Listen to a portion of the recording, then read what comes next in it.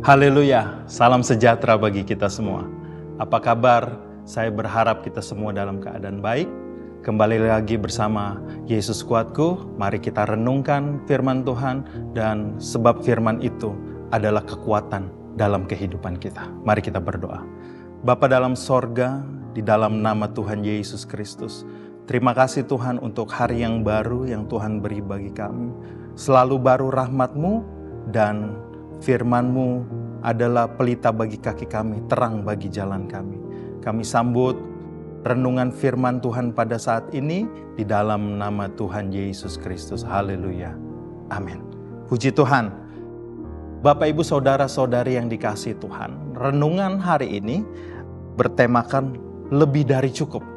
Apa maksudnya? Mari sama-sama kita merenungkan firman Tuhan. Ayatnya diambil dari Filipi 4 ayat 19.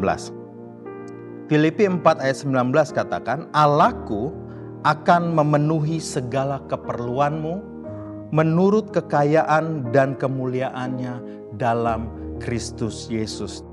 Kenapa Allah mau memenuhi segala keperluan kita menurut kekayaan dan kemuliaannya? Kenapa Allah ingin memberikannya? Jadi adalah janji pemeliharaan Allah yang ditulis oleh Rasul Paulus kepada jemaat di Filipi. Kalau kita lihat latar belakang dari ayat ini adalah, ayat ini merupakan respon syukur Paulus atas bantuan dana dan kebutuhan yang dikirimkan oleh jemaat Filipi kepadanya. Kedua, saat menulis surat ini Paulus sedang berada di dalam penjara, kemungkinan di Roma, di mana ia mengalami banyak keterbatasan dan penderitaan.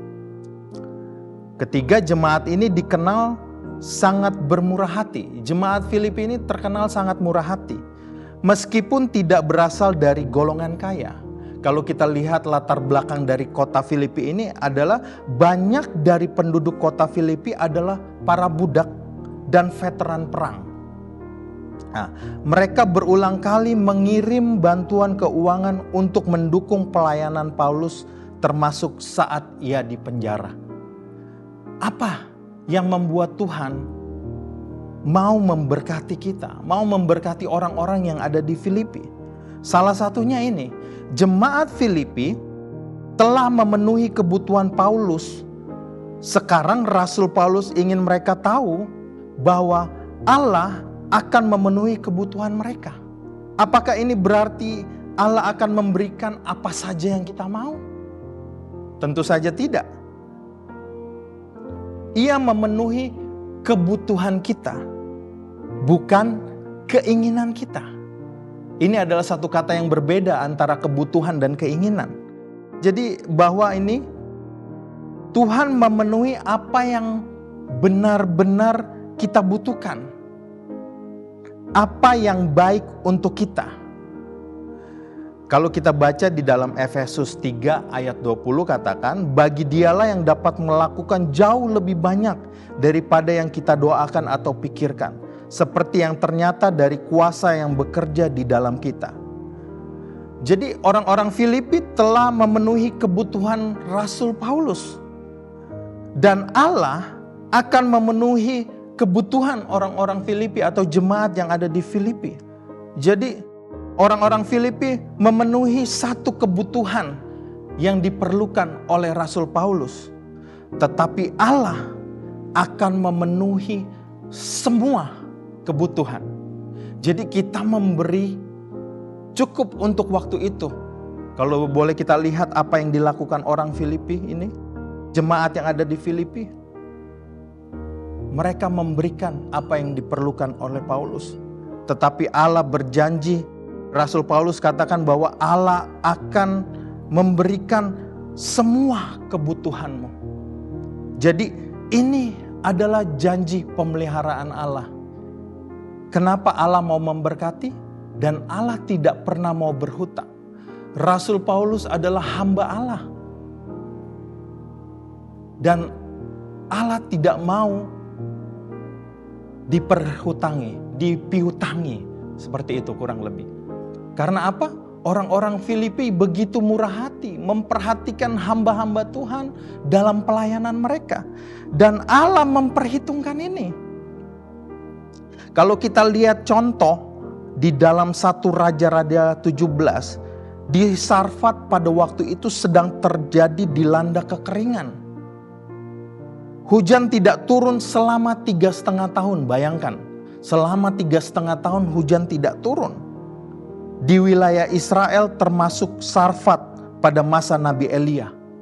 Kekeringan hebat, bagaimana orang-orang bisa menanam kebutuhan makanan mereka pada waktu itu? Tidak bisa.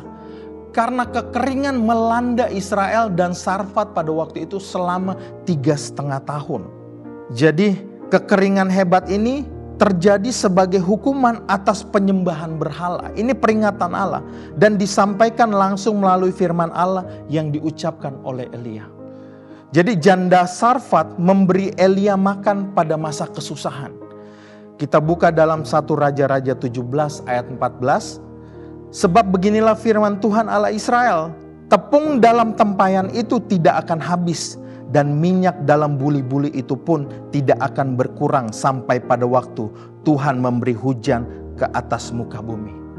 Lalu pergilah perempuan itu dan berbuat seperti yang dikatakan Elia. Maka perempuan itu dan dia serta anak perempuan itu mendapat makan beberapa waktu lamanya. Wow, luar biasa. Di ayat 16 katakan, tepung dalam tempayan itu tidak habis, dan minyak dalam buli-buli itu tidak berkurang, seperti firman Tuhan yang diucapkannya dengan perantaraan Elia. Kalau Allah sudah berjanji, Dia tidak akan memungkirinya.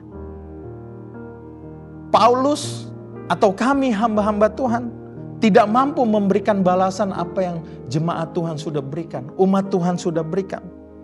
Tetapi kami berdoa agar Allah akan membalas kepadamu menurut kekayaannya. Kekayaannya yang tidak terbatas sedikit pun. Seperti kamu telah memenuhi kebutuhan kami, Ia akan memenuhi semua kebutuhanmu.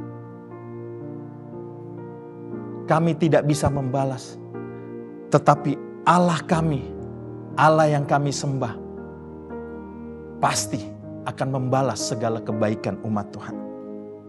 Di sini katakan bahwa Paulus meyakinkan mereka bahwa kemurahan hati mereka tidak akan membuat mereka kekurangan. Allah sendiri yang akan mengganti dan mencukupkan segala kebutuhan mereka seturut kekayaan Allah yang tidak terbatas. Ini menegaskan bahwa setiap perbuatan kasih dan dukungan yang dilakukan untuk pekerjaan Tuhan pasti akan diperhitungkan dan dibalas oleh pemeliharaan Allah. Haleluya.